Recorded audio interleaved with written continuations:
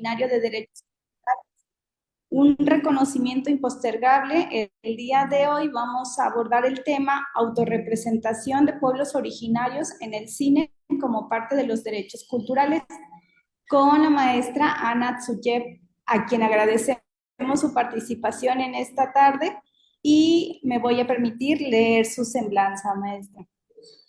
Ana es directora, productora, editora y traductora. Es maya Tzotzil, originaria de la comunidad de Naranjatic, Alto del municipio de Chenaló, en Chiapas. Estudió comunicación intercultural en la Universidad Intercultural de Chiapas. Tiene un diplomado de realización en el cine en la Escuela Diversas de Cine Indígena, mm, de cine indígena.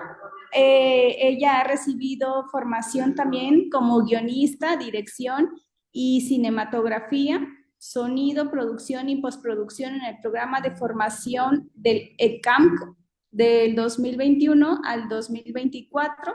También tiene un diplomado de exhibición comunitaria de ambulante app en el 2023. Fue beneficiaria del programa ECAMP 2021, 2023 y 2024, y para la producción de postproducción de su primer largometraje documental Licham.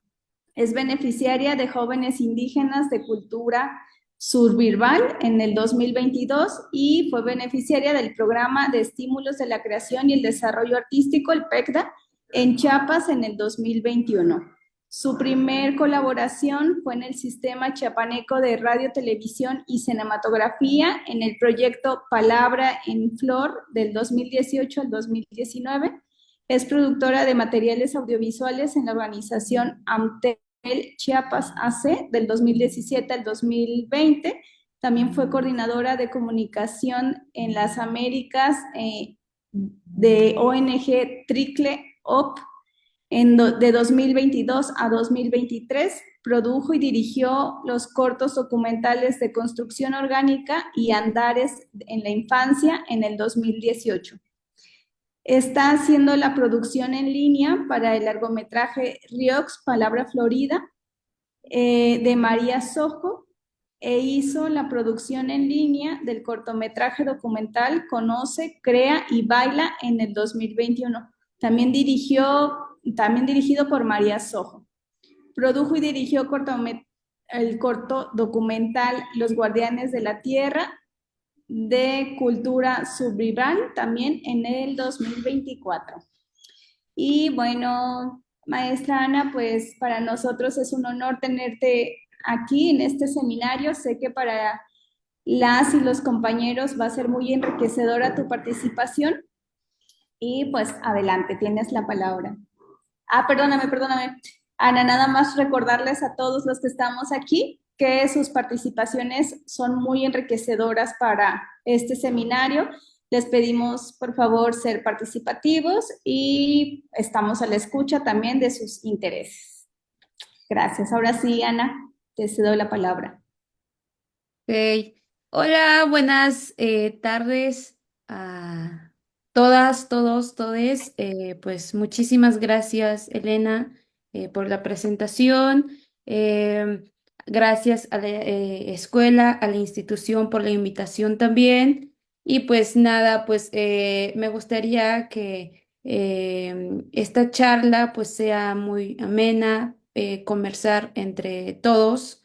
Y por favor, pues si los que pueden poner su cámara, no me gusta hablar solita con la pantalla, soy muy visual y entonces les agradezco muchísimo que vayan poniendo sus cámaras y platiquemos. O sea, me gustaría que también se rompiera esta barrera de maestra y alumnos, porque, bueno, en mis formaciones es un poco compleja cuando se vuelve con esas barreras de, bueno, yo vengo a enseñar o ustedes aprenden. En este caso, para mí no funciona así, sino que entre todos aprendemos y entre todos dialogamos, cuestionamos, reflexionamos y debatimos, ¿no? Y entonces, pues muchísimas gracias a todos los que están en esta plática, más bien para mí. Y entonces, pues, bueno. Pues como ya dijo Elena, yo soy Ana Tsuye, mujer tzotzil originaria eh, de Chenaló, Chiapas. Pues acabo de estrenar una película que se llama Licham en Festival Internacional de Cine de Morelia y que justo esta película realmente está hablando mucho porque también con esta película se ganó el Ojo a Mejor Largometraje Documental que pues también, o sea, que esta plática llevemos a un punto de reflexión como y qué importancia tiene de tomar la herramienta, lo que es la cámara, el cine o diferentes artes, ¿no? O de tomar estas herramientas y nosotros contar nuestra historia, nuestra narrativa desde nuestra experiencia, ¿no? Y entonces... Y por eso, bueno, en el cine ha tenido una historia muy larga desde el inicio del cine, desde el inicio de cine indígena, como se sigue llamando ahorita, ¿no? Y entonces me gustaría platicar desde en el contexto, no del cine, cómo surge el cine, porque se va a volver aburrido si hablamos desde la historia del cine, sino que partimos desde lo que nos importa muchísimo de cine indígena, como se está nombrando, porque vamos a llegar a reflexionar la importancia de defender nuestros derechos culturales e identitarios en diferentes territorios, ¿no? Y entonces voy a compartir una diapositiva y pues me gustaría que conforme vayan teniendo dudas, preguntas, reflexiones, acá pues vamos a generar una conversación entre todos y entonces al final va a haber como más de media hora o más de media hora para preguntas y respuestas, comentarios, reflexiones y pues conforme vayan teniendo dudas, pues ya al final los respondemos. Voy a compartir el material que está aquí. A ver, ok. ¿Sí lo ven bien? Sí, Ok, bien. sí. Bueno, bueno, nuestro tema ahorita, pues vamos a enfocarnos sobre la importancia de autorrepresentación de los pueblos originarios en el cine como partes de los derechos culturales, ¿no? Y me gustaría partir desde el contexto histórico de cine indígena bueno, desde las miradas académicas o personas externas a nuestro cine, pues le llaman cine indígena. Sin embargo, nosotros, los que realizamos el cine, no lo nombramos como cine indígena, sino que cine hecho por los pueblos originarios y ya desde ahí comenzamos a clasificar nuestro cine, si es cine tzotzil, si es cine maya, si es cine tzeltal, desde la diversidad cultural, ¿no? Y entonces, pues me gustaría partir desde la antropología visual, pues en la antropología visual, pues se originó a finales de siglo XIX cuando la fotografía, cuando empieza la fotografía y el cine pues surgieron junto con la disciplina dominante. Sin embargo, el término antropología visual se introdujo en la década de 1960. Ok, bueno, si partimos desde la antropología, pues yo quiero hablar desde yo como Ana, mujer tzotzil. Pues si partimos desde la antropología, pues desde el inicio de la investigación, pues nosotros pues fuimos como objetos de estudios, no sujetos de estudios, ¿no? Y entonces objetos de estudios donde se integra otra herramienta de la investigación que es la fotografía y también o el cine, ¿no? Y entonces en este caso, ¿cómo cuál es el objetivo de ellos, ¿no? Pues en este caso, pues es estudiar a través de lo visual la percepción, registro e interpretación del mundo, ¿no? Y entonces vayamos analizando estos términos también, que es muy claro que desde la interpretación, ¿no? Desde cómo perciben desde su vivencia como un antropólogo, como un fotógrafo, como un cineasta desde su contexto cultural, ¿no? Y entonces por eso para ellos hacer el cine o antropología visual se hace desde una interpretación, cómo ven, cómo creen que es la convivencia, cómo creen que es la cultura, la cotidianidad, las prácticas, el territorio de un contexto de pueblos originarios que ellos le dicen la comunidad de indios, ¿no? Y entonces, eh, pues ha pasado años, ya siglos, desde la antropología visual. Sin embargo, acá les comparto dos imágenes, que una que es de Brasil y otro es acá en Chamula, acá en Chiapas, ¿no? ¿Qué ha pasado? Pues si hablamos que el cine, pues se introdujo ya desde 1960 y luego 1996, pues vemos cómo retratan, o sea, vayamos analizando también desde lo visual, pues en la antropología visual, pues viene de las cargas de racismo, clasismo, ¿no? Y entonces, donde cómo interpretan o qué es lo que estaban buscando dentro de la investigación antropológica, ¿no? Para ellos es descubrir un territorio, una diversidad cultural, pues para ellos es descubrir el fenómeno de la humanidad, de que hay habitantes que no son civilizadas, ¿no? Y entonces viene todo con una gama de racismo y de estereotipos, ¿no? De cómo lo perciben y bien lo dicen, ¿no? De cómo interpretan, ¿no?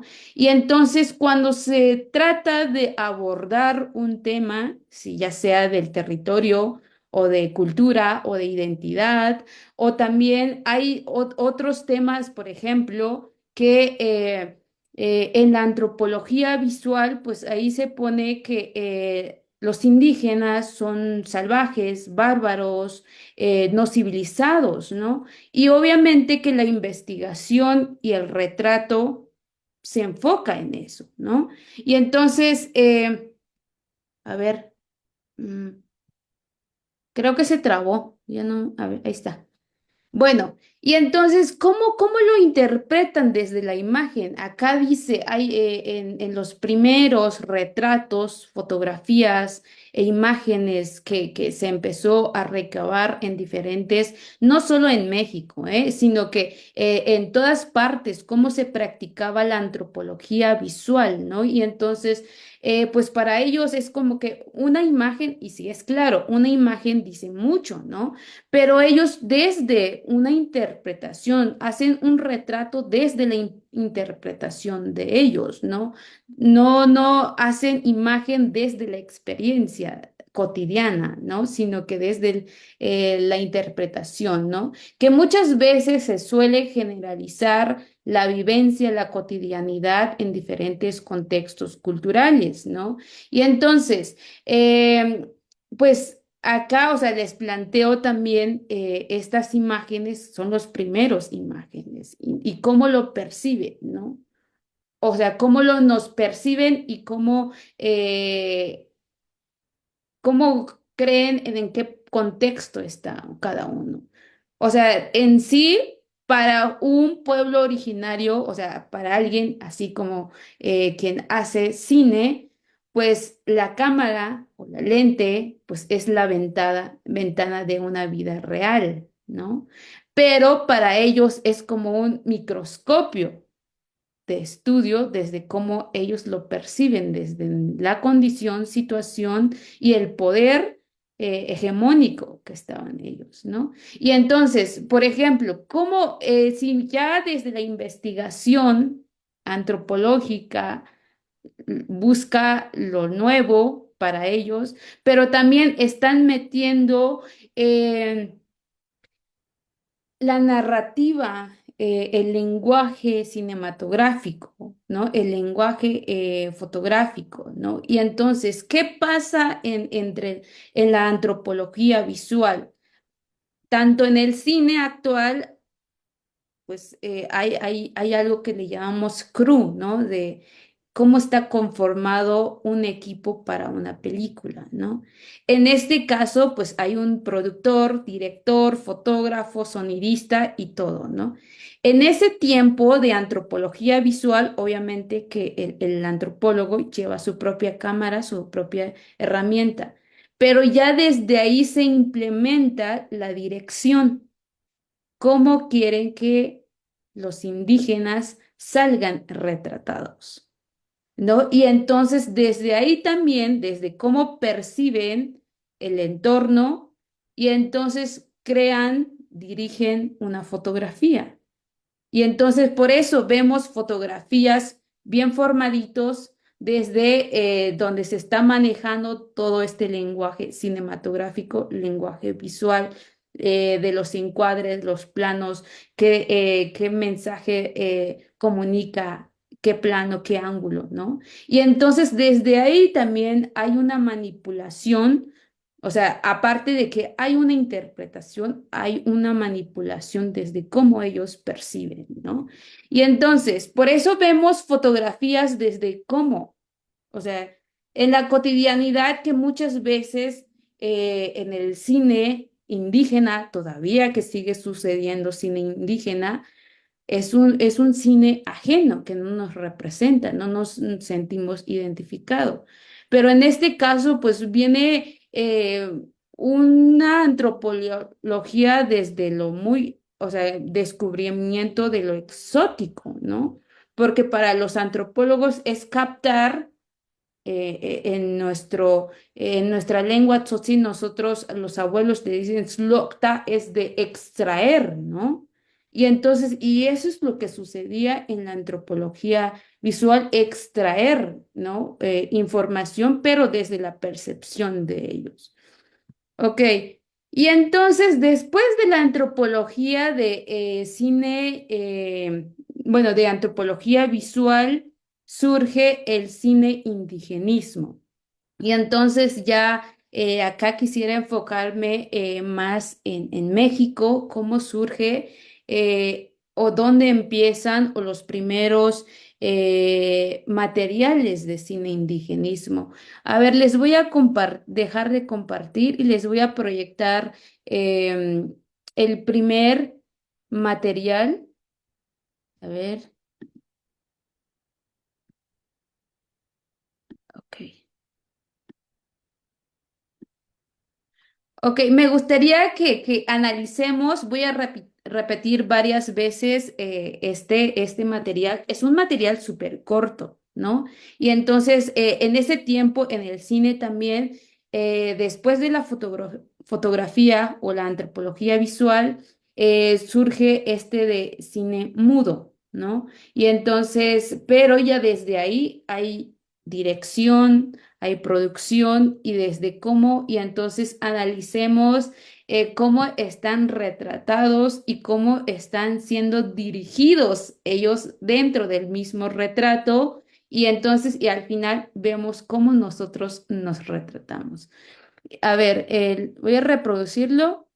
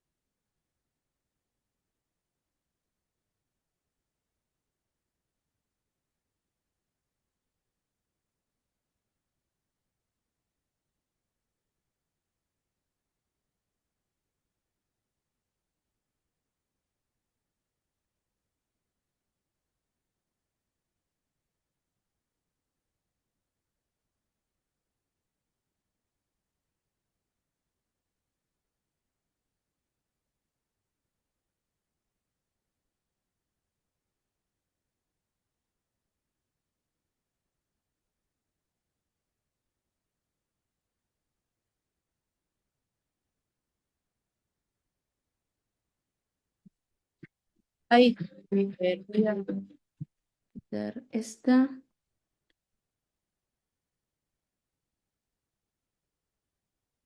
Ok. Voy a continuar con las diapositivas. Bien. Bueno, en ay, a ver. Ok, este es el primer material que se produjo acá en México y analicemos también los títulos, cómo se ponían los títulos de cada material que se fueron produciendo.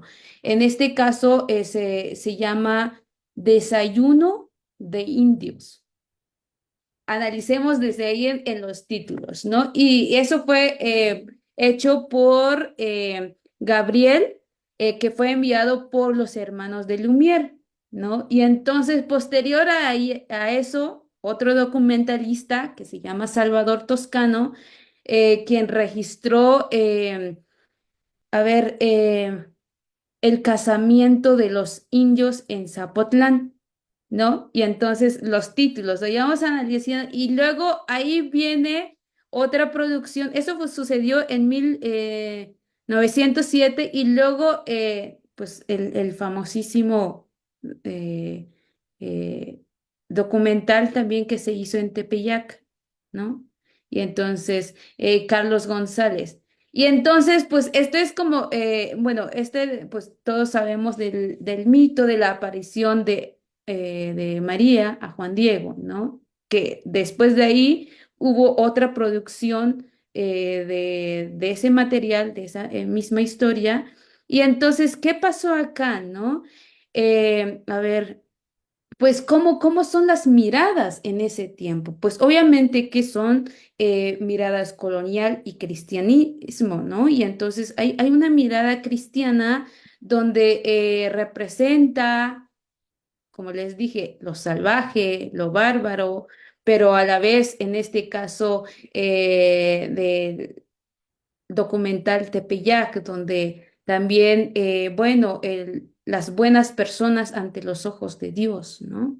Y entonces, y sabemos, creo que, o sea, es como, no sé si todos han visto o lo vieron, quizás esta versión o la nueva versión que se hizo de Tepeyac, ¿no? Y entonces, y cómo es retratado, ¿no? Y entonces, y este el primer material, cómo eh, en la cotidianidad, pues yo sí soy de una comunidad que sí me ha tocado, mis papás se dedican en la producción de café, ¿no? Y me ha tocado almorzar en el cafetal, ¿no?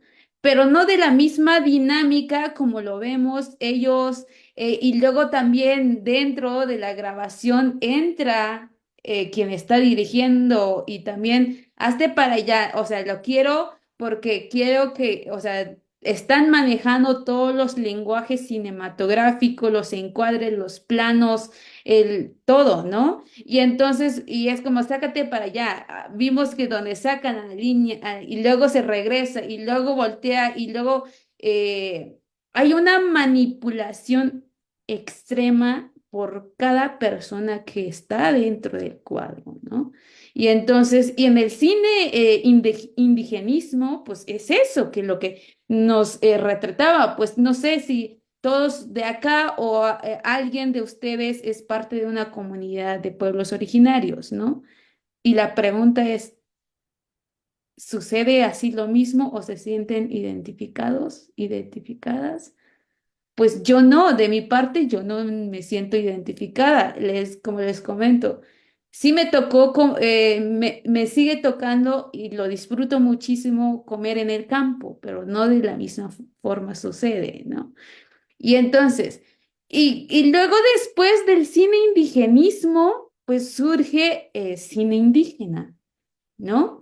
Y entonces, pues lo mismo, ¿no? Pues ya creo que nos tocó ver la época de cine mexicano, cine de oro, ¿no? Donde se interpreta ya en varios tipos de género, documental, ficción. ¿no? Las películas donde realmente hasta animación, ¿no? Donde sigue siendo totalmente ajena a lo que es en sí la realidad de la identidad de las prácticas culturales en los pueblos originarios, ¿no? Y lo que predomina en todos los materiales cinematográficos son los estereotipos, los discursos racistas, clasistas. eh, pues esto está sucediendo, esto no solo en México, ¿no? Y entonces, sino que a nivel nacional e internacional, ¿no? Y entonces, pues siempre se pone. Ahorita vamos a ver quiénes fueron los personajes en ese tiempo de los indígenas donde aparecen o se ponen un papel de irracionales, supersticiosas, violentas, ingenuas o pasivas, ¿no? Y entonces, y esto también no solo en el cine, sino que también en la televisión, cuando ya empieza la televisión, donde se también empieza esta representación de los pueblos, de personas, de actores, así como a nivel como Ramón Navarro, Dolores del Río, Pedro Aresmendaris, María Félix, Pedro Infante, Ignacio López, ¿no? Quienes interpretaban el papel de indígena, de indio, como ellos lo llaman, ¿no? Y creo que algo muy, o sea, realmente donde a mí me tocó ver tanto como cine y también en la tele, este papel de India María, ¿no? Y entonces creo que todos nos tocó ver esta personaje donde interpreta y claro, lo que sucede en el cine, cuando se usa la palabra indígena, pues se vuelve, cuando ya sucede cine indígena, ya se vuelve un cine donde el papel de indígena o la imagen de indígena es para entretener, para generar burlas, ¿no? Y entonces generar malos chistes con chistes del racismo, clasismo, ¿no? Y pues, o sea, de todas las películas, el papel de India María que tuvo en su época, ¿no? Y el papel que jugaba, ¿no? Y pues si preguntamos también que así desde en el contexto que estamos, muchas mujeres salimos de nuestra comunidad para buscar una vida, otras oportunidades en un espacio urbano, ¿no? Y entonces, pero ¿quién de ellas se siente representada? Ninguna, porque en la realidad no sucede en eso, ¿no? Ok, y entonces después de que, o sea, fuimos retratados, fuimos investigados, fuimos, en nuestra imagen, ¿no? Fue usado para el cine, surge el cine hecho por indígenas. Claro, obviamente que nosotros no nos nombramos, bueno, este es lo que estoy haciendo es cine indígena, ¿no? Pero en esta iniciativa de ya donde ya los pueblos originarios toman la cámara, pues se inicia un proceso que responde a las necesidades organizativas y de denuncia ante la violencia, migración, se habla de derechos humanos, de identidad cultural, prácticas culturales, hechos desde el propio territorio y lengua, ¿no? Y entonces, y esto no solo sucede en México, sino que en América Latina, donde empieza un fuerte movimiento de tomar la cámara y el cine se usa como herramienta para comunicar, visibilizar del entorno que está sucediendo, ¿no? Y entonces, y también, ¿no? Hubo ya otras épocas donde ya el cine, de los pueblos originarios toman esta herramienta y ya no solo para los hombres, para los varones, sino que también el cine donde las mujeres empiezan a tener el acceso, ¿no? Y entonces también viene esta ola de lucha, de romper con los estereotipos culturales, ¿no? Y entonces, y patriarcales, ¿no? Y en este caso, en 1985, pues después de un taller, la primera mujer que toma la cámara se llama Teófila Palafox, ¿no? Y entonces donde ya, que es de Oaxaca, donde ya toman esta cámara y se retratan desde una realidad y experiencia, ¿no?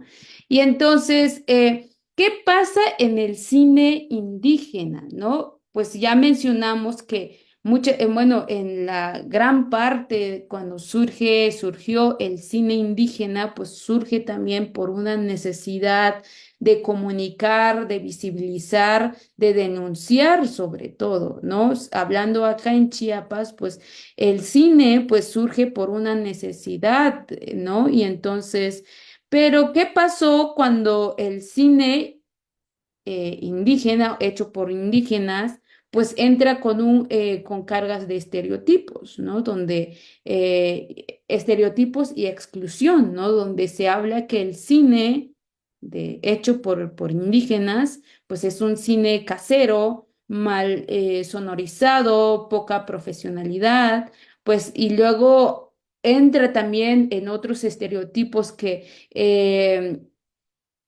el cine indígena, pues como eh, no son personas preparadas y entonces por lo tanto lo único que saben hablar es de sus fiestas, de su chamanismo, folclorismo, ¿no?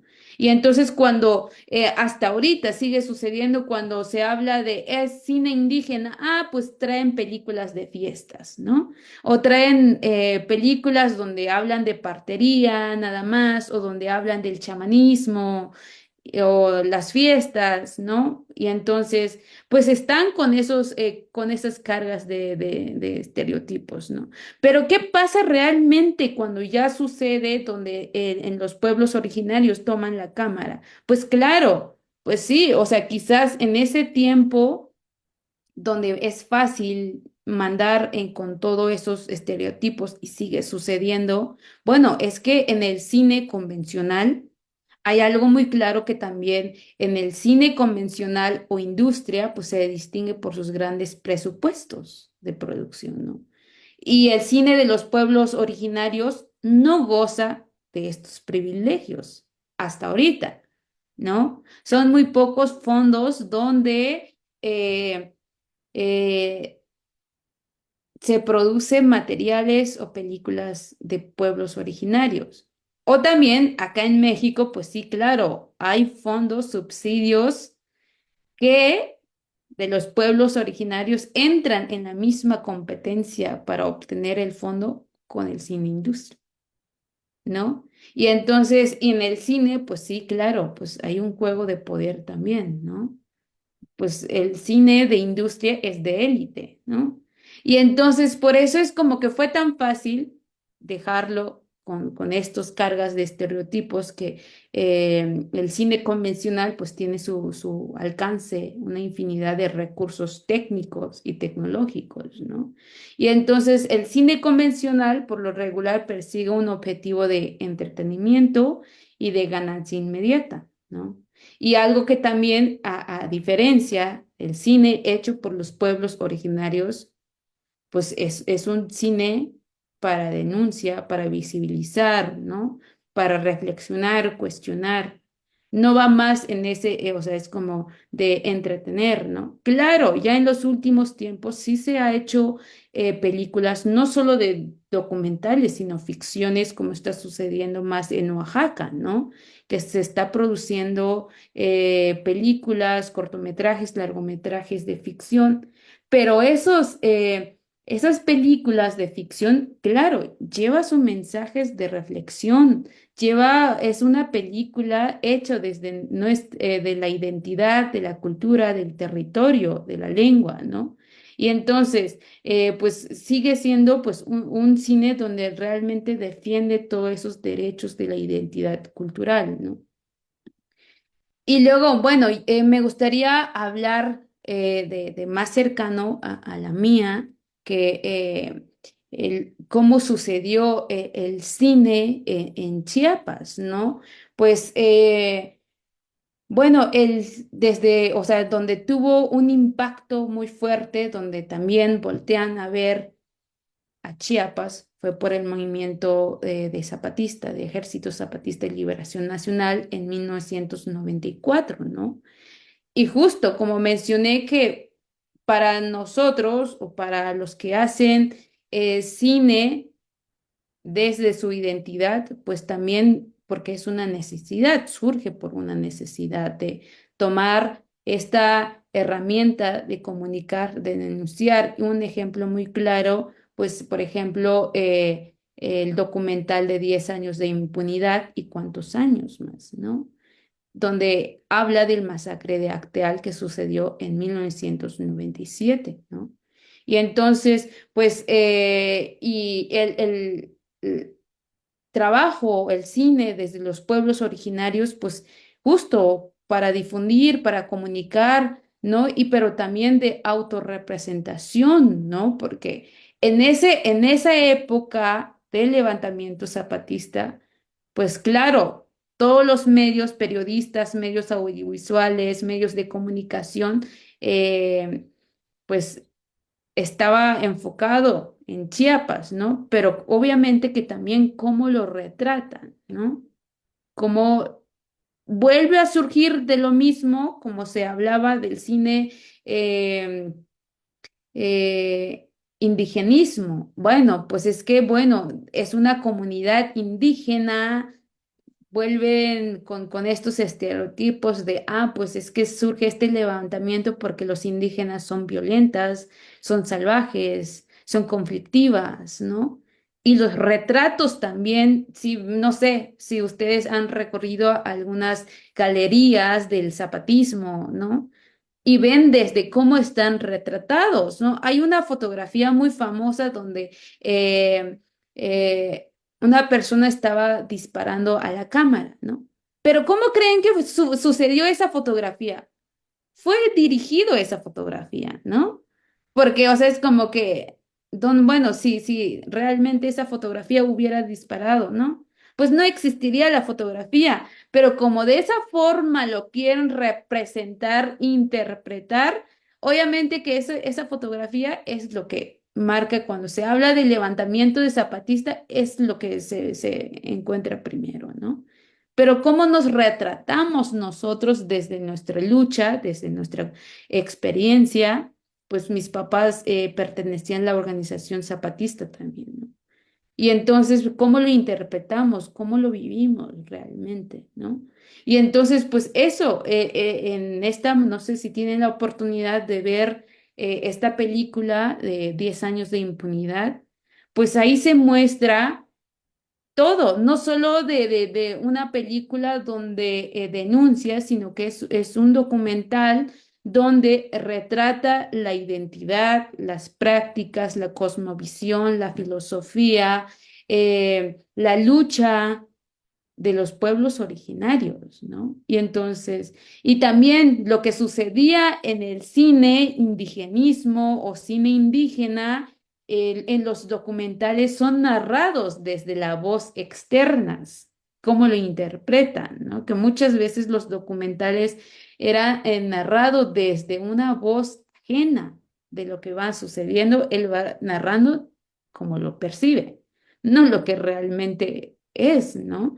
Y eso es lo que sucede en Chiapas, ¿no? Y a partir de ahí, acá en Chiapas, sí está sucediendo un fuerte movimiento de las y los realizadores de pueblos originarios, pero también porque tuvo un impacto desde en 94, ¿no? Donde ya se toma la cámara como herramienta de transmitir, comunicar, ¿no?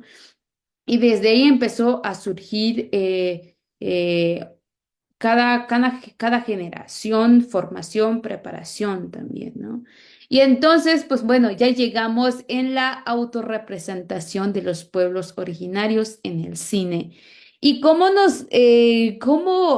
realmente y por qué y cómo es hecho también, ¿no? Y entonces, pues no sé si alguien ya de ustedes ha tenido la oportunidad de ver varios documentales o películas, ¿no? Pues porque la mayoría de las obras son realizadas en lengua, hechas en el propio territorio. Cultura, identidad, mirada, narrativa, filosofía, cosmovisión, creencia, tiempo, porque hay algo también que, cómo percibimos el tiempo desde nuestro contexto, ¿no?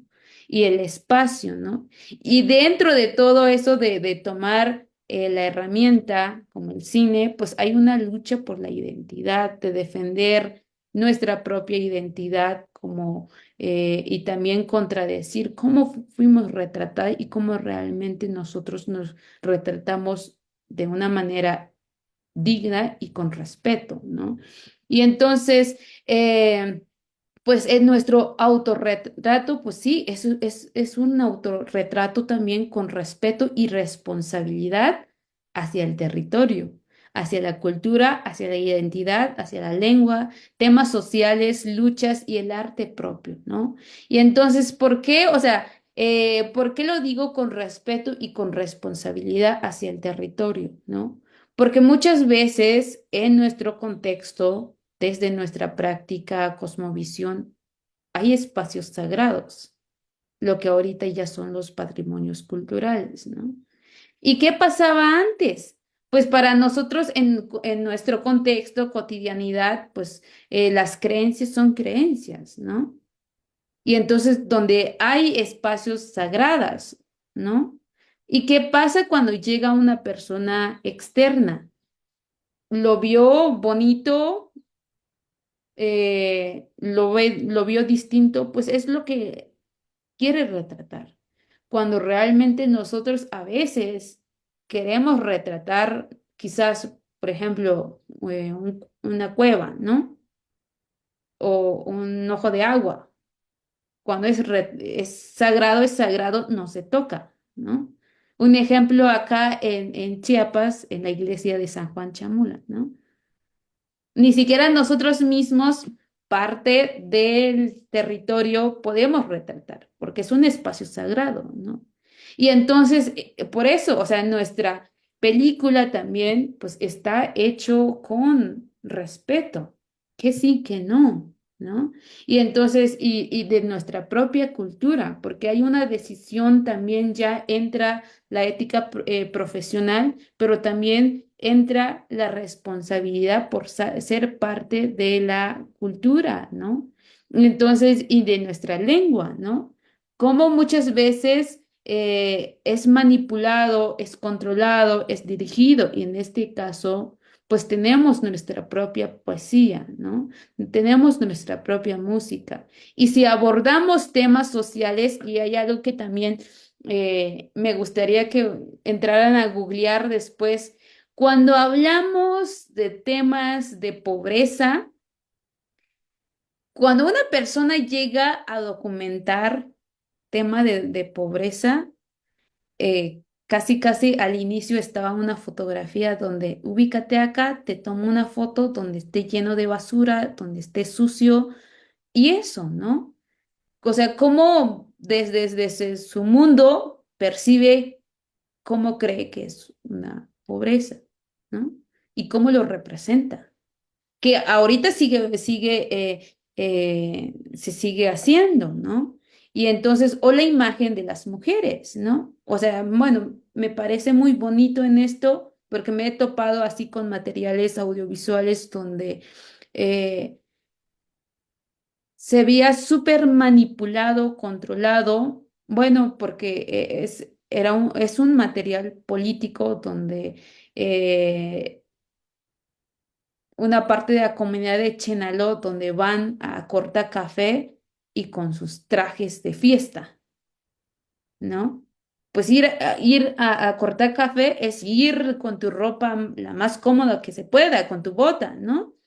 Y en este caso, las mujeres recién arregladas, con sus trenzas de listones, los hombres con sus sombreros de listón, y todo esto, ¿no? Y sigue sucediendo, pues ya estamos aparentemente que ya estamos tomando esta fuerza, pero sigue sucediendo esa otra parte del cine, ¿no? Donde se habla del cine indigenismo, ¿no?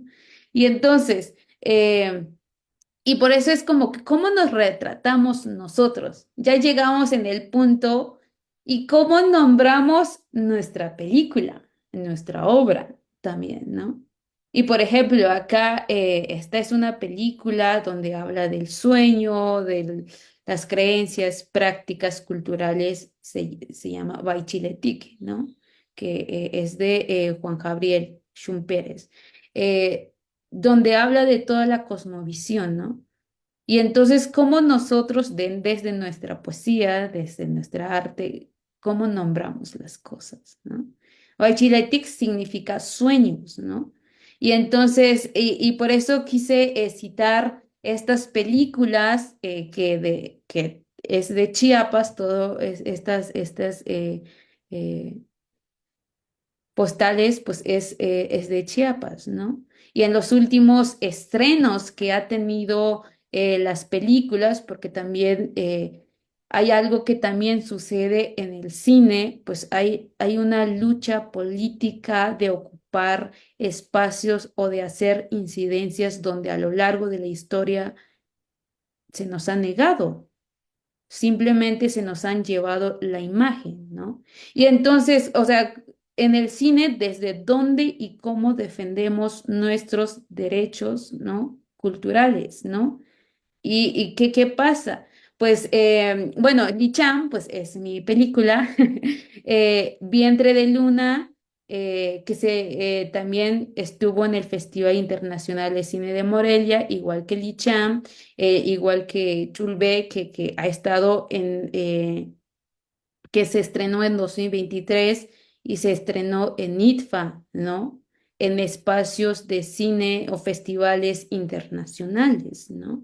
Y entonces, que también ha sido una lucha, retos de abrir, de tocar puerta, ¿no? Y entonces, por ejemplo, Mamá, pues sigue resonando muchísimo, que se estrenó en 2022 y estuvo, fue la primera película que llegó en Hot Dog, ¿no?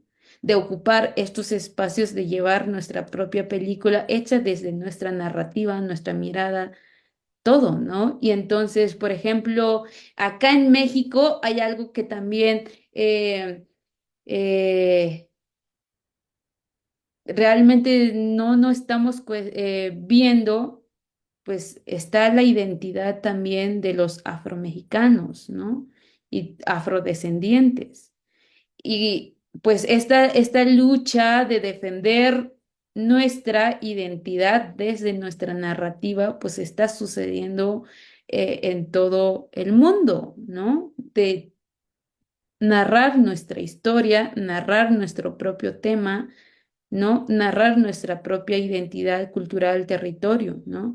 Por ejemplo, Totén, ¿no? De María Sojó, ¿no? Donde, y si vemos también desde los títulos, Licham, Vientre de Luna, Chulbé, Senda Sagrada, Mamá, Yanga, Toté, Abuelo, ¿no? ¿Cómo, o sea, cómo nosotros realmente nos representamos, ¿no? Y cómo nombramos también nuestro entorno, ¿no? O sea, y cada tema, si hablamos, por ejemplo, del ICHAM, que habla del machismo, de tema patriarcal, ¿no? Porque algo que también quisiera mostrar es que en los estereotipos de cine indígena, donde se habla, solo se están hablando de sus fiestas, ¿no? Solo saben tocar esos temas porque como no son personas preparadas, pues no tienen esa capacidad de abordar temas sociales, ¿no? Licham, que significa morir, pues aborda este tema del patriarcado, del machismo, usos y costumbres, todo tipo de violencias que aparentemente es historia de tres mujeres sociales en una comunidad, pero es un tema universal de lo que ellas han atravesado, ¿no? Por ejemplo, Vientre de Luna, que habla de la maternidad, ¿no? Que habla, o sea, habla, es un cine donde entra su cosmovisión, filosofía, arte, poesía, ¿no? Y entonces, Chulbe Senda Sagrada habla de fiestas, pero no solo habla como nos retrataban de fiestas, de matar pollos, de sangre, del salvajismo, ¿no? Acá implica la cosmovisión, la conexión con el universo, ¿no? Y entonces, o sea, están ahí una mirada desde cómo nosotros lo percibimos, ¿no? Por ejemplo, Mamá, ¿no? Que habla lo mismo también de un tema patriarcal, ¿no? Yanga, que habla del tema del racismo. Toté, que habla de tema de machismo, de oportunidades, de violencias y todo, ¿no? Y entonces, pues estas películas están narradas desde una mirada tzotzil, tzeltal, ¿no? Que, por ejemplo, están acá de 3 días y 3 años, ¿no? Que es una película hecha por una directora tzeltal, ¿no? El cielo es muy bonito, que habla de migración, ¿no? Y entonces, ¿y cómo nombramos nuestro cine, nuestro arte, ¿no? Bueno, está de nuevo que es 10 años de impunidad, ¿no? Pero desde la imagen, desde cómo nombramos, pues hay una diferencia, cómo nos nombran ellos, ¿no? Y entonces, ¿qué pasa? O sea, ¿cómo construimos nuestra narrativa? ¿Cómo construimos nuestro cine? Hecho desde nosotros, claro. eh, para nosotros el cine como territorio, porque hay algo también que en el cine hecho desde una persona externa, pues puede suceder, es lo mismo. Si es una zona rural, pues va a sonar el pollo, va a sonar el caballo, va a sonar lo que creen que todo es en el campo. Pero el cine hecho desde nuestra experiencia, pues claro, cada territorio es cada sonido, ¿no? Y entonces la música, pues es parte de nuestra identidad cultural, ¿no? La música maya, tzotziles, celtales, es otro tipo de música que en Oaxaca, que en otras culturas, ¿no? Y entonces pero pues quizás para otra persona suene igual. La música es música, son instrumentos tradicionales, pero no suena igual, ¿no? Y entonces, y pues obviamente que acá en ya hecho por nosotros, pues está la diversidad lingüística donde se defiende.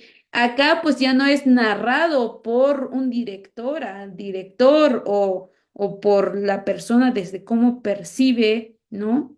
Que muchas veces el cine documental sucedía narrado desde un tono español hasta eso, ¿no? Y acá pues está la viva voz de cada personaje, ¿no? Y hay algo que también sucede en el cine hecho desde los pueblos originarios, es una mirada colectiva, ¿no? ¿Qué pasa? Pues en los últimos años, pues ha habido estos avances de formación, de preparación, ¿y qué está pasando? Se está haciendo una producción desde el crew, el equipo de grabación, pues son de los pueblos originarios que comparten la mirada, ¿no? ¿Y qué pasa también, no? Claro, sí hay un productor, productora, directora, fotógrafo, dirección de fotografía, sonido y todo el equipo, ¿no? Pero ¿qué pasa? Pues ya se vuelve una mirada colectiva, pues cómo percibimos la vida, cómo vemos las imágenes, cómo vemos el tiempo, cómo vemos lo que nos rodea, cómo escuchamos, ¿no? Cómo interpretamos el sonido, ¿no? Por ejemplo, si hablamos de la muerte.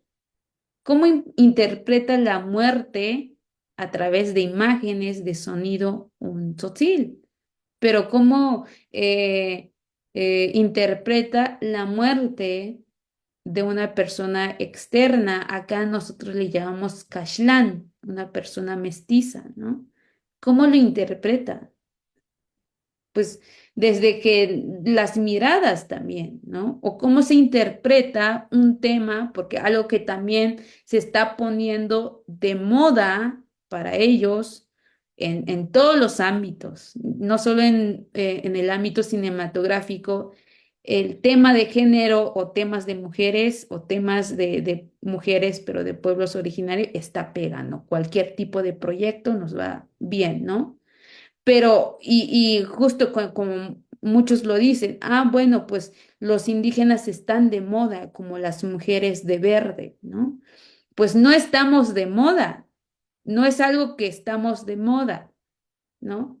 Y entonces, por eso que muchas veces están saliendo, si vemos desde los tipos de programas televisivas, cine, ¿cómo, o sea, qué papel se le da a una mujer indígena o una mujer de pueblos originarios? ¿Y qué características se busca cuando se hace una película hecha, una película donde integran a alguien de pueblos originarios? Se le busca una característica, una mujer calladita, con voz baja, morenita, chaparita, y donde casi no tiene diálogos durante la película. ¿Y qué papel juega también en la película? Sigue sucediendo, ¿no? ¿Qué papel juega, ¿no? ¿Qué actividades realiza?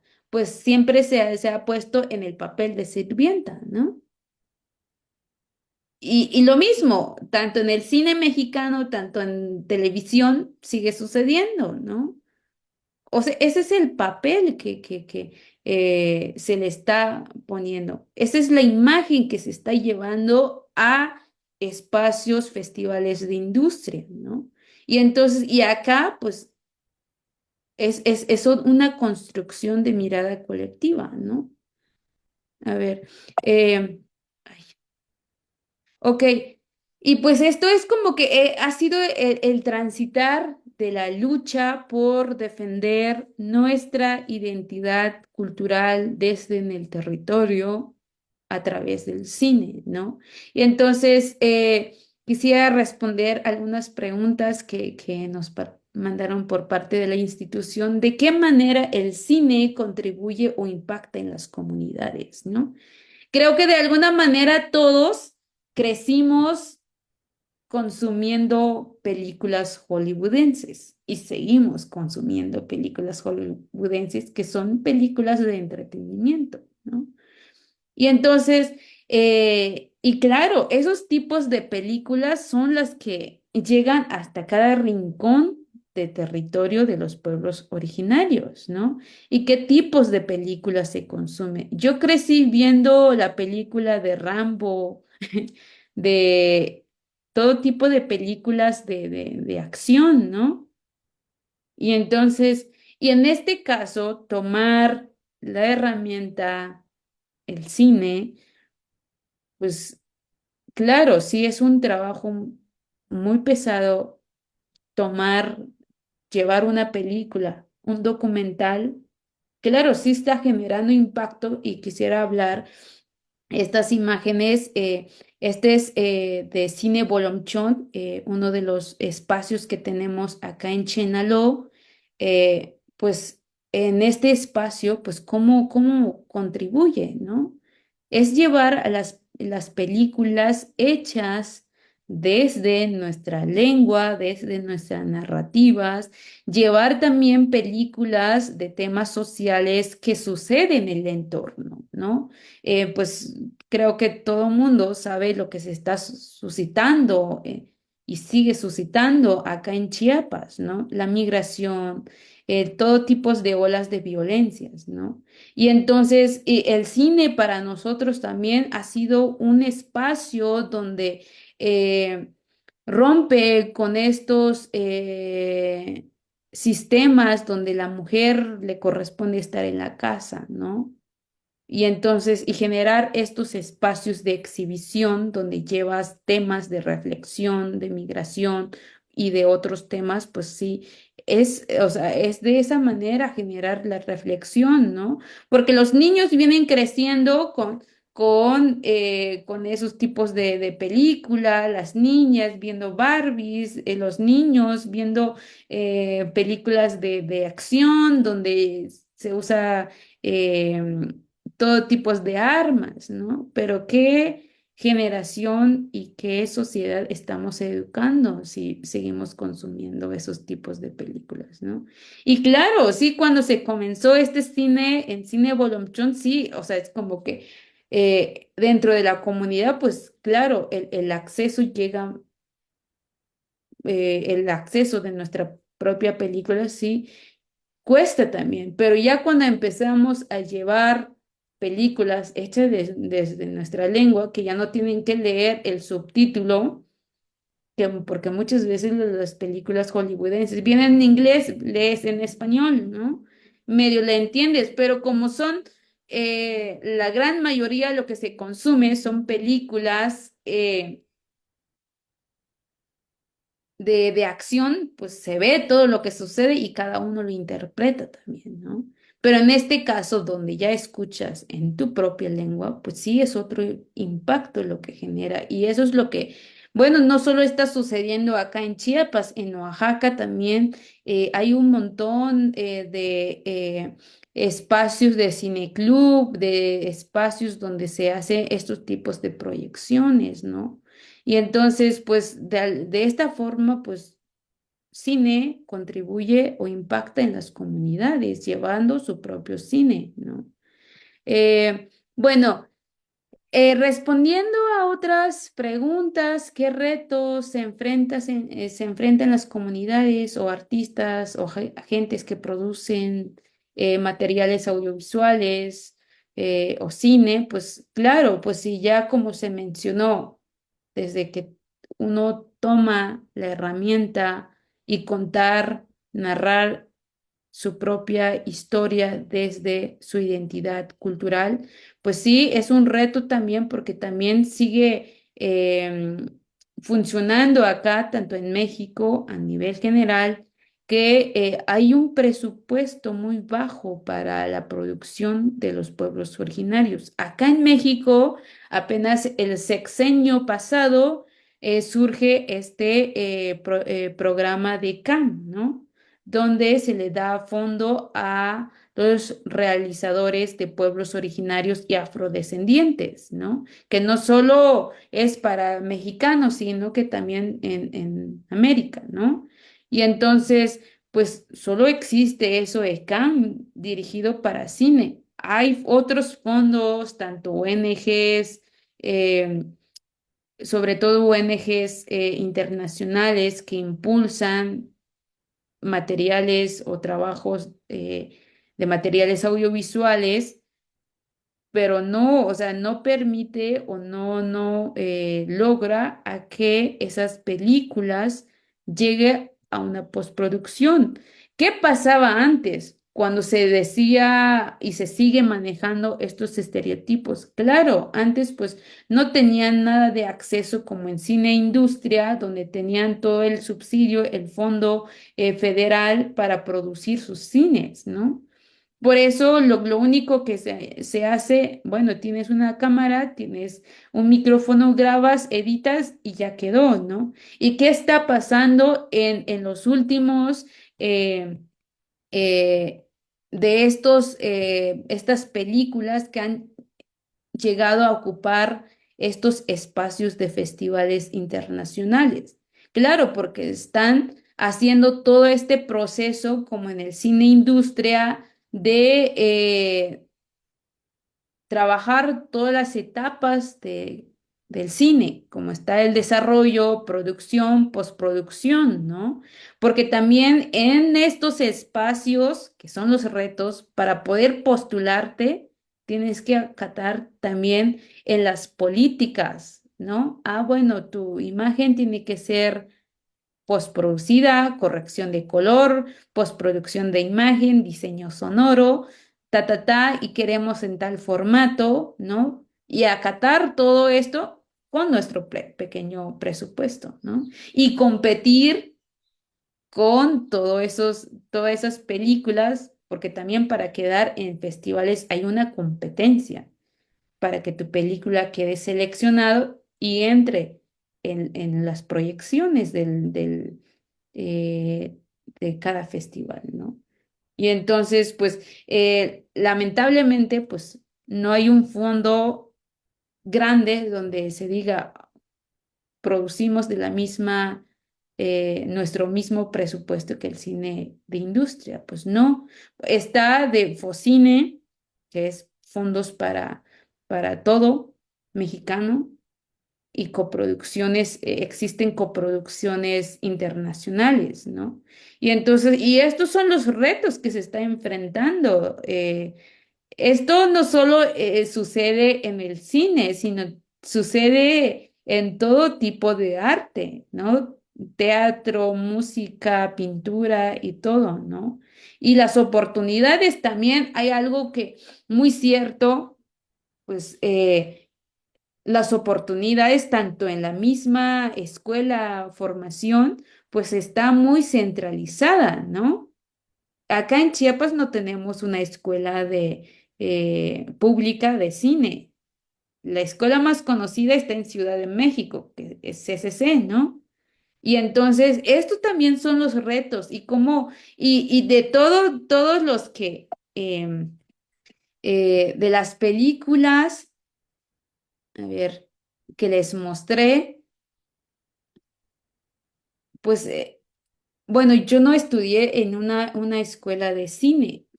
Fui preparándome, buscando oportunidades, incluso escuelas en otro país para prepararme, ¿no? Y todos los que están acá llevando a sus cines, a sus películas en competencias internacionales con personas que vienen de una escuela de industria, de un cine de casas productoras grandes, cine de élite, estamos compitiendo, ¿no? Pero a partir de nuestra formación, ya sea en diplomados, talleres, tanto acá en México se estamos logrando o también en otros países donde estamos buscando oportunidad para formación, ¿no? O sea, todo estos películas, excepto, bueno, María Sojo, quien estudió también, tuvo que ir a estudiar en Santiago, Chile, para hacer su maestría de cine, ¿no? Y entonces a ese punto también que los retos se están enfrentando a las y los realizadores de pueblos originarios, el acceso de estudiar cine en una escuela privada, pues estudiar cine ya de por sí no es nada económica, no es nada accesible, ¿no?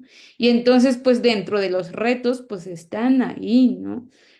Pues nada, pues muchísimas gracias, pues no sé si ya se armaron sus preguntas, comentarios, pues voy a dejar de compartir y pues los escucho a todos ustedes si tienen preguntas, comentarios de todo lo que platicamos. Muchas gracias, Ana. Gracias por esta maravillosa explicación. Creo que justo nos diste un panorama histórico de cómo hemos ido avanzando en cuestiones de derechos culturales, específicamente enfocado en el cine, ¿no?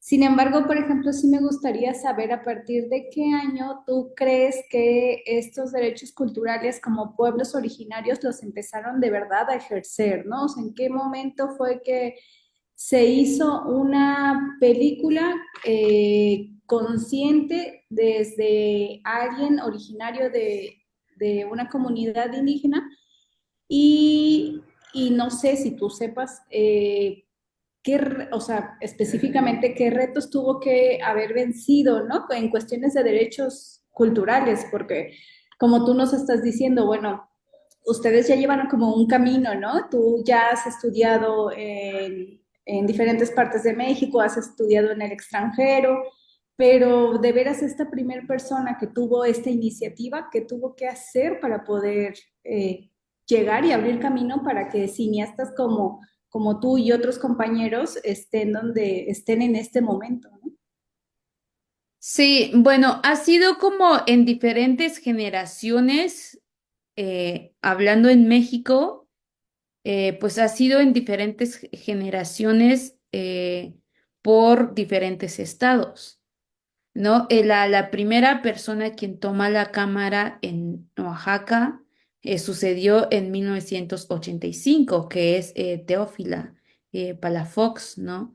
Que es partera, educadora y practicante de medicina y toma esta cámara de documentar su entorno, o sea, sus actividades desde la mirada de ella, ¿no? Y entonces ahí sucedió en Oaxaca. Y acá en Chiapas, pues sucedió hasta en 1994 por una necesidad de levantamiento zapatista donde eh, todo mundo tenía que comunicar, ¿no? Pero también comunicar y visibilizar de manera verídica, ¿no? Y entonces, y en acá en México sucedieron en diferentes momentos por diversas razones y necesidades, ¿no? En este caso, Teófila, ¿no? Que fue una necesidad de hablar de la partería, ¿no? Y entonces, desde cómo se vive realmente, ¿no? Y defender también esas prácticas, ¿no? Y entonces, pues o sea, de esa forma es como cuando se toma la cámara de manera consciente y por qué se está haciendo, ¿no? Y pareciera que de cada momento quien toma la primera cámara pues lo hace de manera consciente con un objetivo, ¿no?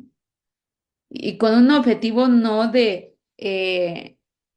objetivo de personas externas, de un descubrimiento, ¿no? Sino que con un objetivo de comunicar, de visibilizar, ¿no? Y entonces, y sí, o sea, sí ha tenido, y ya después de ahí, tanto así como en Oaxaca, que también tienen mucha, eh, están muy activos con el cine, pues también tuvo que ver también desde el contexto histórico en cada generación, ¿no?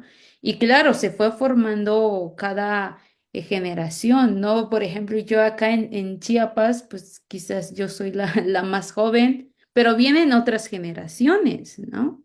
Y entonces, pues sí, ha sido por generaciones, pero en diferentes estados, ¿no? Hay estados todavía que no, hay una fuerte influencia como está sucediendo acá en Chiapas y en Oaxaca, por ejemplo, el cine Oda, ¿no?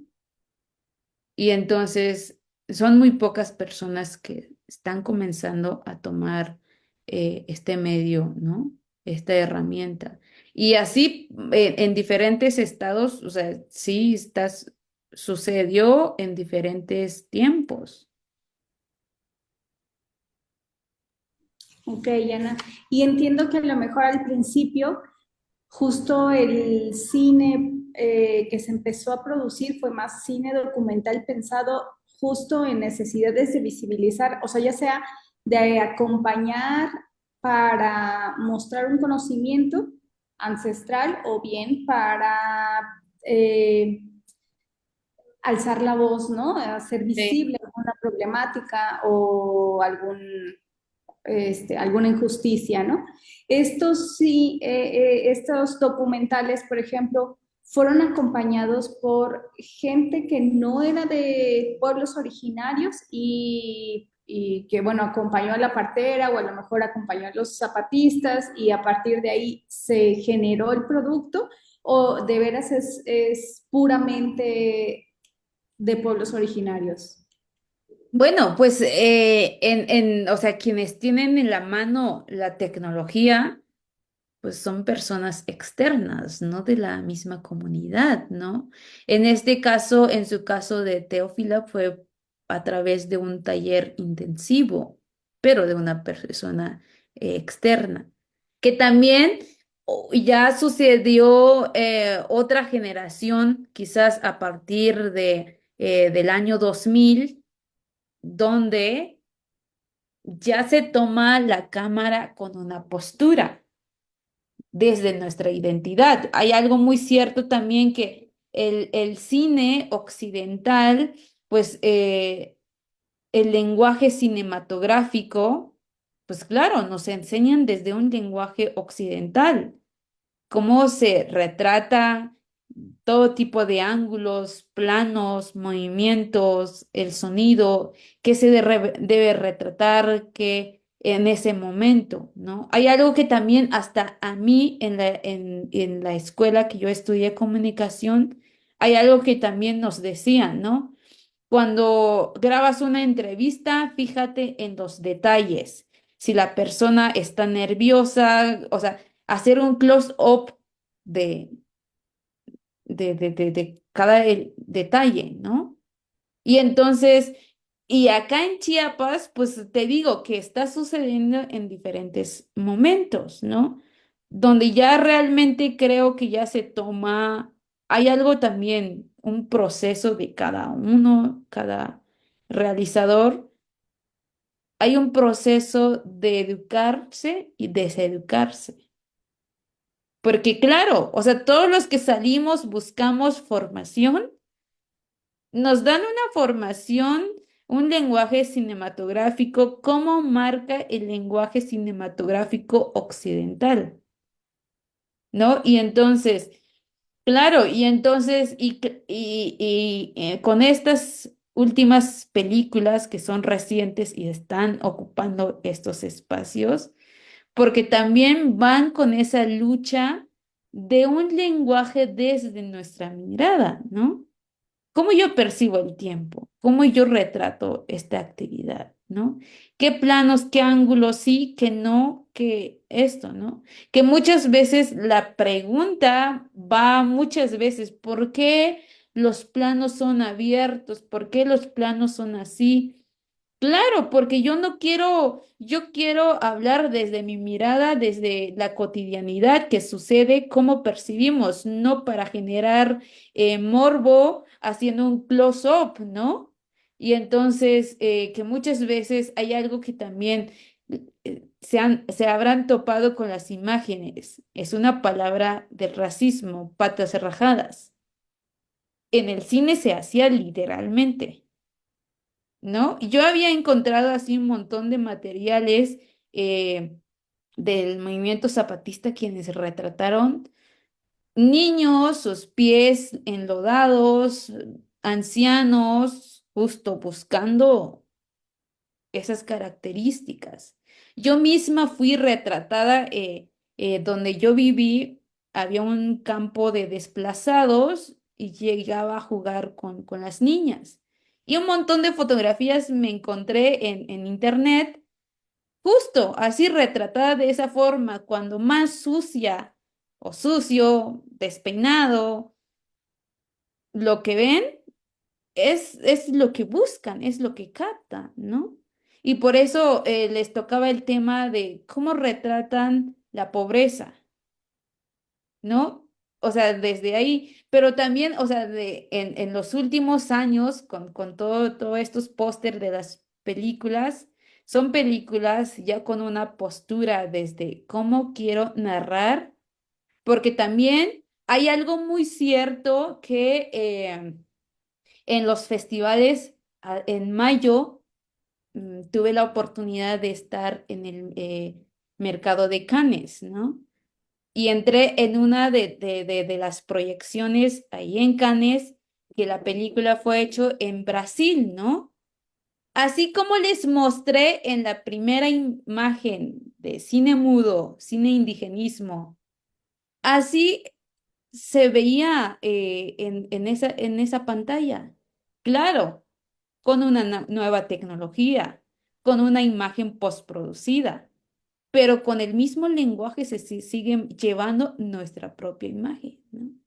¿Y qué pasa? Y claro, hay un formato también en estos festivales o en las plataformas, ¿no? Que hay formatos eh, en Netflix o en festivales internacionales, hay un formato y claro, sigue siendo un reto también lograr quedarse en un festival, ¿no? Porque los jurados o quienes vayan a seleccionar la película, obviamente que están casados con un lenguaje cinematográfico occidental, que el ritmo, que cuántos planos debe entrar en un minuto, en un segundo, o cómo debe ser, ¿no? Y pues esta es como que el cine bueno, yo quiero hablar desde cómo se está sucediendo el movimiento acá en Chiapas, ¿no? El cine, bueno, le apostemos cine, realmente el cine tzotzil, porque también hay algo que también se sigue sonando de cine indigenismo o cine indígena o cine hecho por indígenas, ¿no? Están con esas cargas de estereotipo. Ah, pues si es cine, es un documental hecho por indígena, ah, pues ha de ser mal hecho, mal sonorizado, casero, sin postproducción de imagen, ¿no? Y entonces, pues claro, estamos logrando romper con esto porque hacemos cine con toda la postproducción también, ¿no? Pero ya desde nuestra mirada y consciente de lo que es una lucha hacer nuestro cine desde nuestra mirada. Sí, claro, justo, qué bueno que compartas como todo esto, porque era justo hacia donde iba, ¿no? O sea, yo, bueno, pues nuestro seminario es sobre derechos culturales, ¿no? Y a lo largo de este andar contigo, ay, ¿se fue? ¿Aquí No, sigues? No, sigo, aquí estás.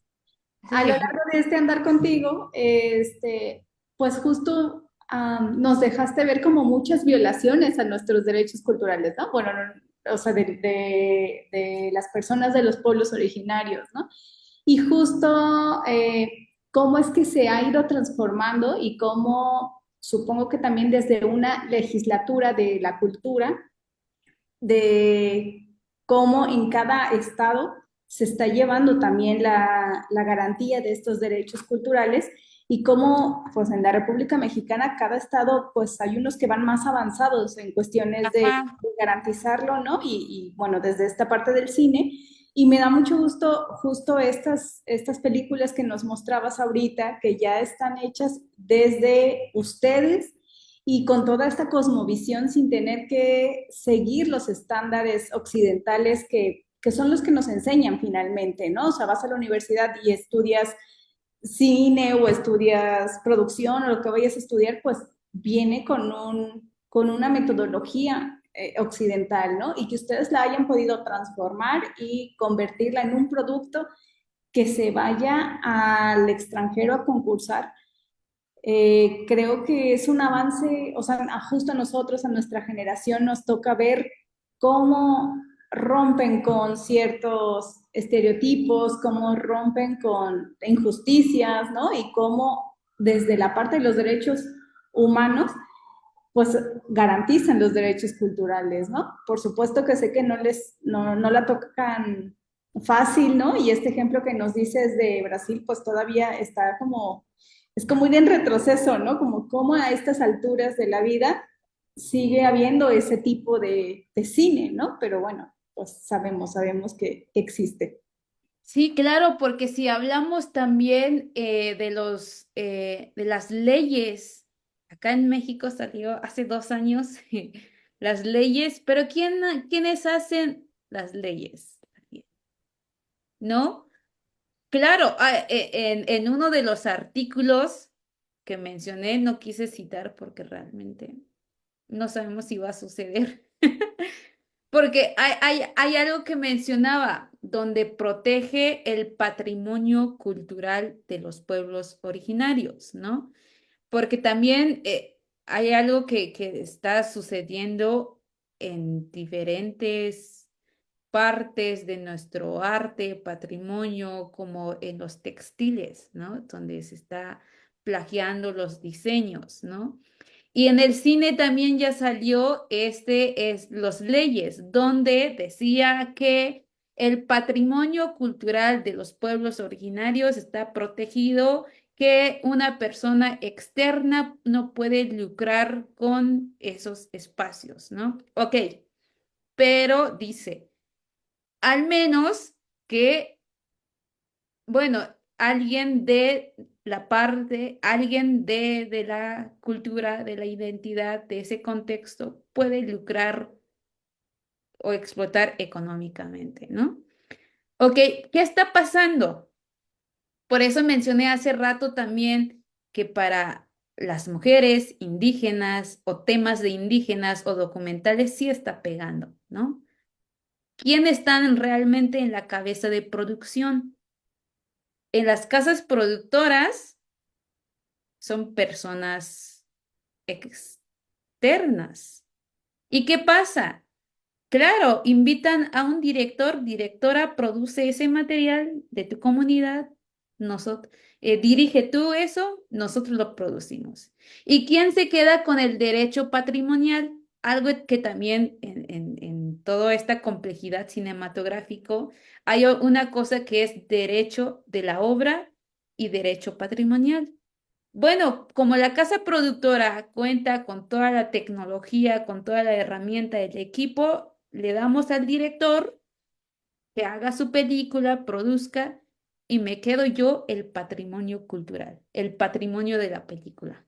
O sea, es decir, o sea, el director tiene el derecho de la obra y con quien se lucra y hace todo lo que quiere es la casa productora, el productor. ¿No? O sea, bueno, o sea, analizamos esta nueva ley, nuevo artículo. Bueno, ¿quién lo hizo? Fácil. Y está sucediendo en todas partes, ¿no?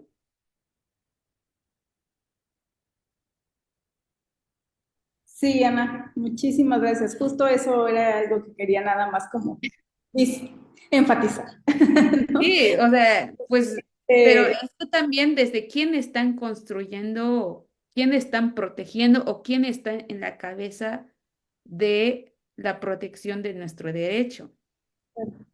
Ajá, y entonces, eso también.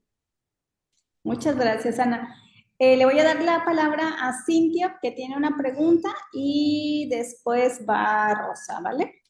Ok, Adelante, Cintia. Gracias, buenas tardes. Bueno, entonces, en este sentido, ¿cuáles son o cuáles consideras que son las principales acciones o qué se debería llevar a cabo para realmente garantizar el consentimiento informado de las comunidades originarias al momento de que los productores filman la cultura, las historias y los territorios justo de estas comunidades? bueno, hay algo que también en el sistema legal de la producción cinematográfica que denombramos derecho de imagen, ¿no? Que esto sucede en los documentales, ¿no? Que cuando documentas o las personajes principales te firman un derecho de imagen, ¿no? Y es todo un tema también, es en este caso, ¿no? Porque muchas veces en los últimos años se ha hecho producciones cinematográficas en diferentes plataformas también, ¿no? Donde se graba a diferentes comunidades. Y claro, ya es parte de la ley y del proceso de todos los trámites para obtener el certificado de tu película, donde está el derecho de imagen firmado por ellos. Algo que pasa y sigue sucediendo y lamentablemente es triste, que muchas veces el derecho de imagen, si es una productora extranjera, viene en inglés. ¿te imaginas si está grabando a una comunidad maya, tzotzil, tzeltal, o muchas veces en las comunidades no leen o ni siquiera en sus propias lenguas lo leen? Es como que vas y me firmas, esta es tu derecho de imagen, pero ¿qué implica eso, no? O también en las producciones industriales, lo que sucede, por ejemplo, porque preguntamos también nosotros, ¿qué sucede cuando grabo una fiesta, ¿no?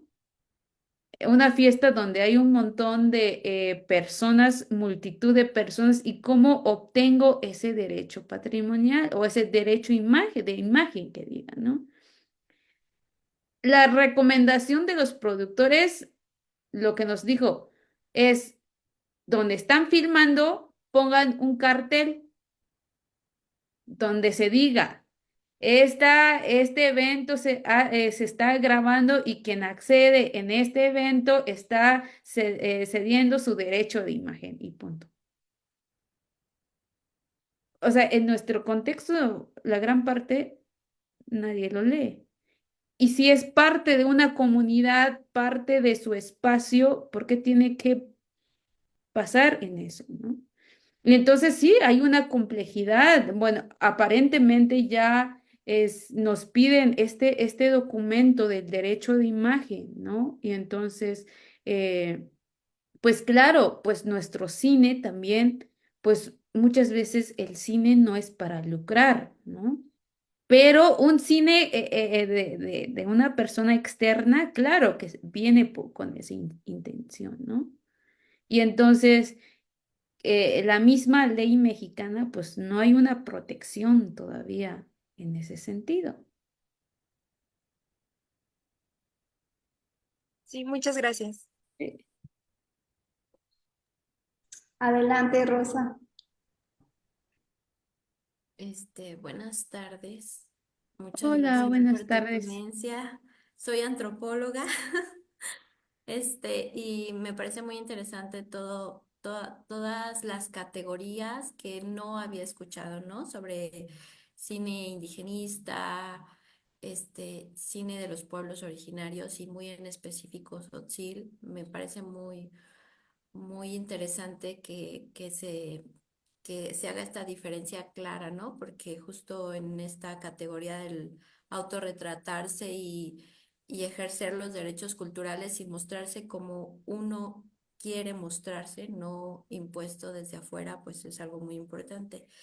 Me preguntaba si existe algún fondo, un espacio en donde haya una como fototeca, pues sí, un lugar en donde se agrupe todo este cine del que tú nos hablaste, porque pues la distribución también debe ser un obstáculo, ¿no? O algo muy complicado. Entonces, por ejemplo, si yo quisiera ver tu película, ¿en dónde la puedo ver o cómo le puedo hacer? ¿O hay un banco de datos en donde yo pueda acceder a este tipo de cine? No sé si nos puedas ayudar en eso. Sí, lamentablemente a nivel general y mundial de la distribución de las películas es algo muy compleja y sobre todo muy competitiva para ocupar una plataforma, para que te den el espacio de una plataforma, para que llegues en un festival, o sea, o que llegue tu película en espacios televisivos, ¿no?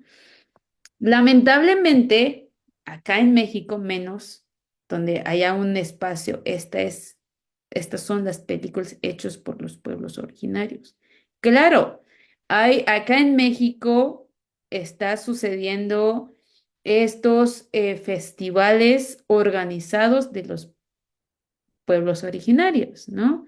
O alguien parte de ahí. Por ejemplo, el festival de Ojo de Agua, ¿no? Donde le está dando prioridad a películas hechas de los pueblos originarios, así como también está Gira Ambulante, que en los últimos años ha estado trabajando o dándole mucha oportunidad a películas de los pueblos originarios. Y también en Festival de Cine de Morelia, que ya desde hace varios años le abre la puerta la película de los pueblos originarios. Pero algo que no había sucedido es que alguien o una película de pueblos originarios le otorguen un premio. Algo que apenas sucedió con la película Licham, ¿no? Que todos estamos de fiesta porque realmente para nosotros es como que es un logro, es un avance, no solo para mí ni para la película.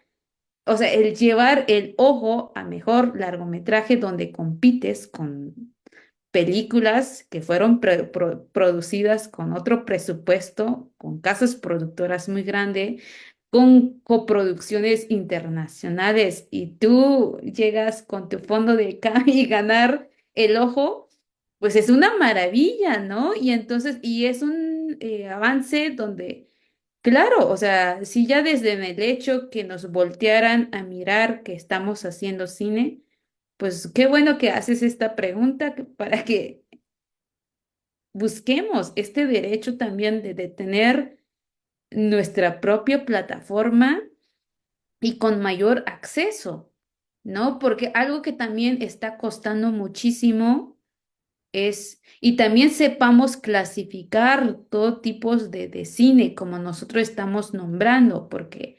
en la competencia entras como en competencia de cine indígena, ¿no?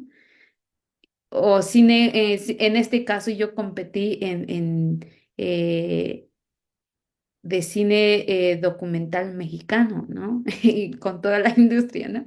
Pero, eh, y está costando todavía que se vaya generando estos espacios y nombrar si es un cine mixteco, zapoteco, maya, mazahua, de todo tipo de cine, porque lo que se está nombrando es cine indígena y ya, ¿no?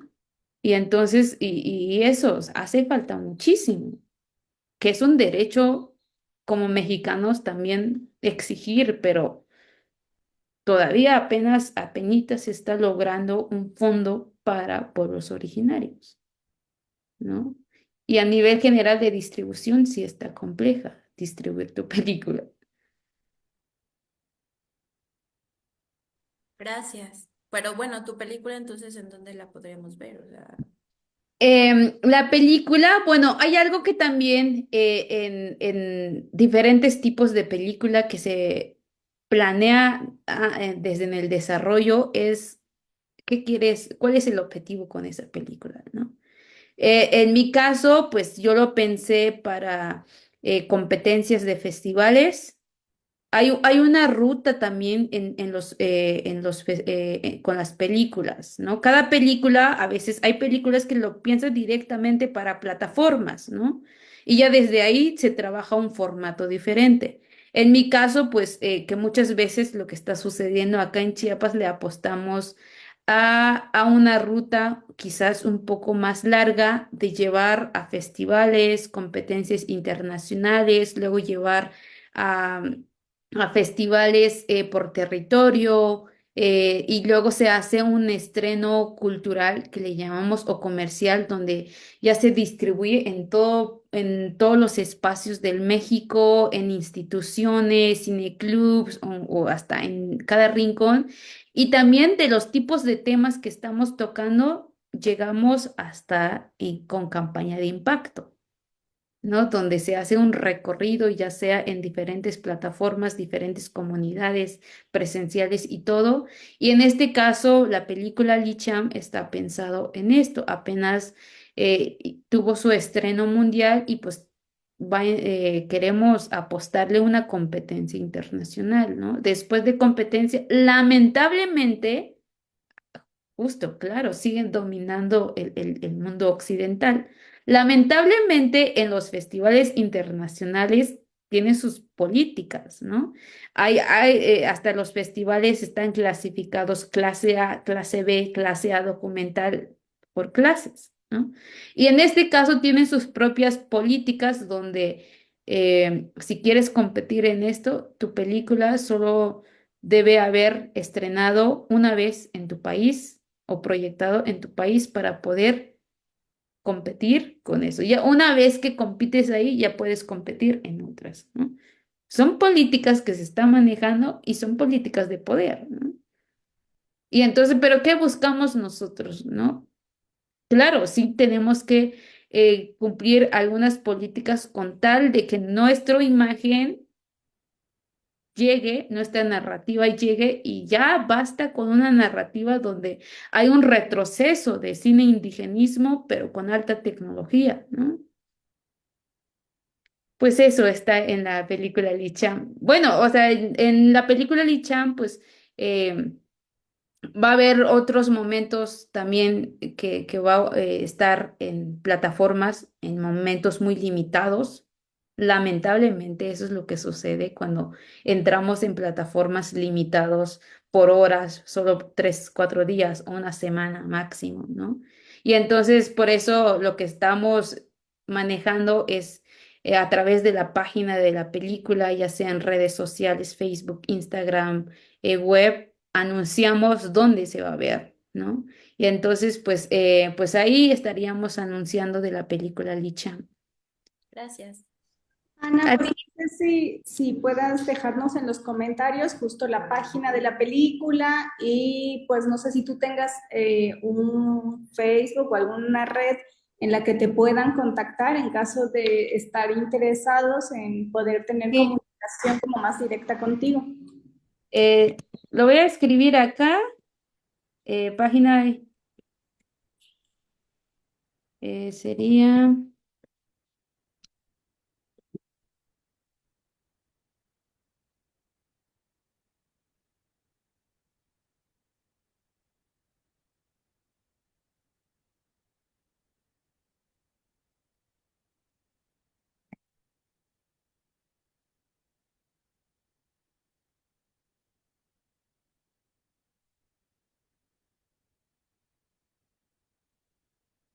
y ahorita les adjunto la liga de la página web.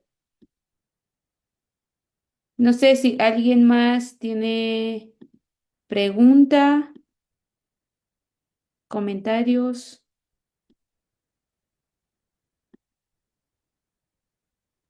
Georgina, adelante. Sí.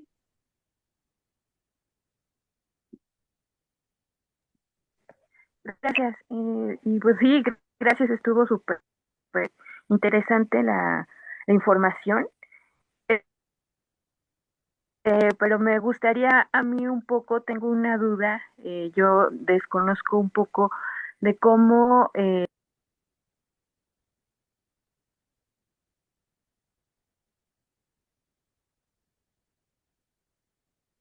¿Se silenció? No, creo que la perdimos más bien. Como que su conexión Ay, no está tan buena y salió. ay, qué lástima. Ojalá pueda alcanzar a volver a entrar. No sé si alguien más tenga alguna pregunta.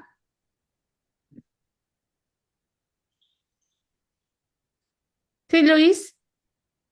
Sí, Bueno, buenas tardes. Igual creo que Hola. fue una presentación muy interesante, ¿no? De entender el contexto del cine indígena actualmente, porque sí está como mucha producción, ¿no?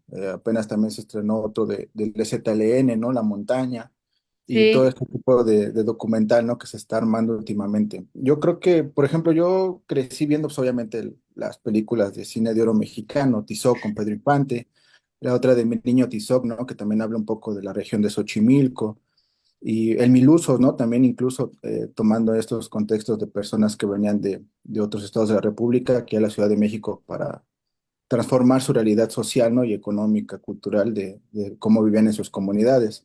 Y obviamente ya ahorita teniendo todo este boom del cine indígena, pues sí te llevas como estos contrastes de cómo se hacía antes, comercialmente hablando ese cine, y ahora ya producido directamente por las comunidades, ¿no? Ya no contratando actores, que obviamente pues cada quien se preparaba a su manera, los directores incluso, la fotografía de cómo la armaban, pero ya es muy interesante ver todas estas producciones, ¿no? Entonces, a mí la pregunta que yo quisiera hacerte, maestra, es, ahora que mencionabas de las dificultades que hubo, ¿no? Para poder aprender o conocer, estudiar el cine, si tenías pensado hacer talleres, módulos, una pequeña escuela, no sé, para que más jóvenes, incluso niños o personas adultas, se interesen por hacer este estudio de cine, ¿no? O documental, fotografía. Porque sí es interesante, porque creo que igual en un futuro sería como que su propio archivo, ¿no? Como a la pregunta que hacía la compañera, ¿no? Que ustedes también ya vayan haciéndose de su archivo para no estar dependiendo, ¿no? de otras casas productoras, sino que ya también ahí mismo en la comunidad tengan filmado algunas cosas que, pues, lamentablemente en esta invasión masiva de este sistema que vivimos actualmente comercial, pues se vayan perdiendo algunas costumbres, ¿no? Mínimo ya se tiene este archivo fotográfico, fílmico, de cómo se hacía, ¿no? Para las futuras generaciones, que ojalá que no pase, ¿no? Que no se pierda, pero pues sí sería como tener este archivo dentro de ustedes mismos, ¿no? De salvaguardar todo lo que vivían y qué mejor que narrado, producido y escrito por ustedes mismos, ¿no? Entonces, esa sería la pregunta, si tendría pensado junto con otros cineastas o con otros compañeros que se sumen a la causa de hacer como este fondo de archivo o crear pequeñas escuelas, talleres para que ayuden a la comunidad. Sí, pues claro, nuestro objetivo también de los realizadores de pueblos originarios, que ya somos varios, ¿no? Y nos estamos preparando en diferentes etapas. Hay algo muy cierto que sucedía y sucede todavía, que bueno, sí, ya vemos un montón de directores, pero muy poquitos nos atrevemos todavía a meternos en la producción, ¿no? Ahorita en Chiapas también en la etapa de postproducción, antes, bueno, en otras películas los directores no editaban sus propias películas, ¿no? Pero en los últimos trabajos que yo les puse, pues ya fue editado por alguien de pueblos originarios. En mi caso yo edité mi propia película, ¿no? Y pues también en otra etapa, que es la postproducción, donde, claro, pues en la etapa de postproducción, pues requiere de una alta tecnología y capacidad del fondo para tener el laboratorio, ¿no? Pues afortunadamente ya se están formando para corrección de colores, ¿no? Y dentro de, claro, o sea, yo soy la nueva generación, pero y lo bueno que también ya una parte a mí me tocó aprender de mis mayores ya deseducados del cine occidental, ¿no? Y entonces nuestro objetivo, claro, es generar una escuela donde realmente los maestros en diferentes etapas, directores, productores, sonido, fotografía, corrección de color y todo tipo de área de cinematográfica, ellos mismos, ellos den el taller, las clases, ¿no? En mi caso, pues desde que ya varios años he comenzado a dar taller de fotografía, porque la base para llegar en los medios audiovisuales, pues empiezas desde la fotografía básica, ¿no? Y entonces, en mi caso, pues de hecho, apenas la semana pasada, mis alumnas, que son de diferentes comunidades tzotziles, tzeltales, acá en Chiapas, hicieron su exposición fotográfica. Por primera vez, niñas haciendo su exposición fotográfica, ¿no? Y fue muy maravilloso ver, ¿no? De lo que suele pasar en las exposiciones fotográficas o en espacios, son espacios donde un fotógrafo externo expone lo que fue a retratar en diferentes comunidades, ¿no? Y es maravilloso ver también la gran diferencia cómo ellas se retratan, ¿no? Desde diversos temas que hablaban las niñas de 13 años hasta en adelante. Fue increíble ver en las galerías que he recorrido te encuentras imágenes diferentes. Pero en esa exposición es tan maravilloso donde cómo interpretan la vida misma, hicieron sus fotografías recreadas, ¿no? Pero recreadas desde cómo perciben la vida, desde su cosmovisión, su cultura. Es maravilloso. Yo sí he estado trabajando, dando talleres y también incluso he regresado en la misma universidad donde estudié mi primera carrera de ya es momento que las nuevas generaciones tomen la batuta de producir sus propios documentales. Claro, sí, en mi caso ha sido tropiezos tras tropiezos, pisar un terreno desconocido, estar en un mundo donde te enfrentas de racismo, clasismo, juegos de poderes. Y todo, ¿no? Incluso también temas de género, temas de machismo y sobre todo, en mi caso, el reto más grande ha sido mi edad, ¿no? Donde se resume toda la violencia, estás muy joven, tu chamaquita produciendo. Este ha sido un reto también. Y entonces, por la misma razón,